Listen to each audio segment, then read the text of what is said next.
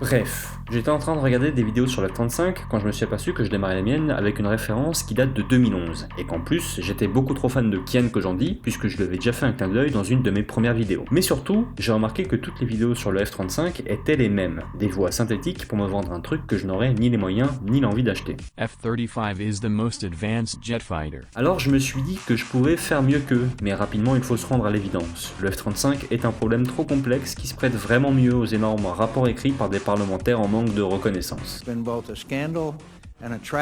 Alors j'ai commencé à écrire, puis à écrire, et à écrire de nouveau, des centaines de pages. J'en ai tourné certaines, monté d'autres, puis tout supprimé. Quelque chose n'allait pas. J'étais face à un problème trop gros, et ce n'était pas le F-35, mais les connards qui font des vidéos positives à propos du F-35. Ils n'ont qu'à copier-coller les mêmes infos impressionnantes avec une voix synthétique ou à dire qu'il est furtif sa mère, et bam, 1 million de vues. F-35 is the most advanced jet fighter. De notre côté, des milliers de pages institutionnelles en anglais à consulter, et attention dans ce qu'on passe à l'écriture. Il faut tout sourcer, donner notre pédigré, celui des critiques, et y mettre de l'humour, sinon ça ne vaut rien. Tout ça pour 300 vues. Mais pour l'humour et le pédigré, je pensais naïvement pouvoir aider. Dans quelle merde je me suis lancé.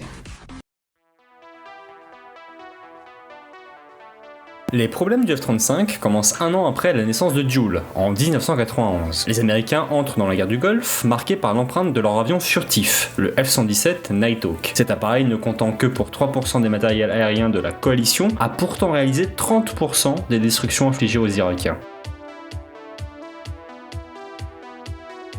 Malgré tout, l'avion n'est pas très bon. Il est surnommé Gobelin branlant par ses pilotes avec une maniabilité proche d'un Cessna 152. Il surchauffe très rapidement et ne tire que 2 bombes à la fois sur des cibles fixes de nuit en foutant la moitié à côté. Le coût à l'heure de vol rapporté au ratio de munitions tirées est désastreux. Pourtant, les politiques américains croient définitivement en la puissance de la furtivité, et alors que l'US Air Force joue au cache-cache dans le ciel de Bagdad, l'US Navy développe le premier programme d'avions furtifs construit en grand nombre, l'A-12 Avenger. En 1996, c'est toute l'armée américaine qui décide de mettre la furtivité au centre de leur programme. Le F-35, le F-22 et le Comanche, en tout c'est presque 5000 aéronefs furtifs qui doivent équiper les Américains, sans compter leurs partenaires étrangers éventuels. Les années 90 marquent donc un changement radical de doctrine pour l'armée aérienne au niveau mondial. Tout le monde s'y met, même le Rafale et le Tigre français sont peints en noir et sont dits furtifs. Non.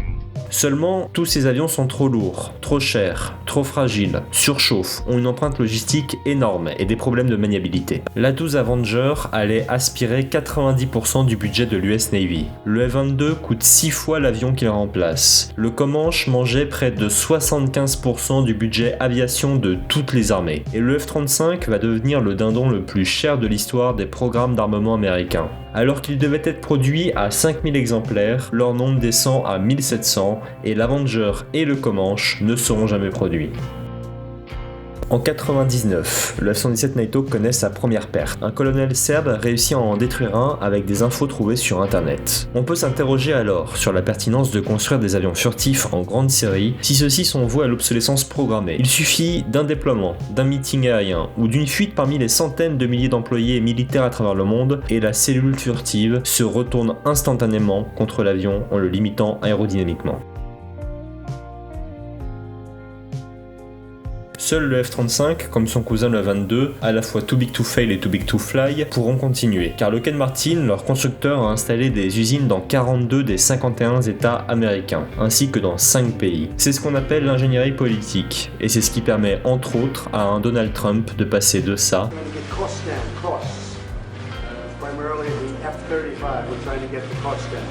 à ça. Lockheed Martin CEO Marilyn Houston, and how's the F-35 doing? Right on time, right? Good job. 5 years. Thank you, Marilyn. You've done a fantastic job. Thank you, Marilyn. Hey, Fred, she makes a plane you can't see. It's stealth. F-35. I hope you can't see it at least, right? Great job. Thank you very much.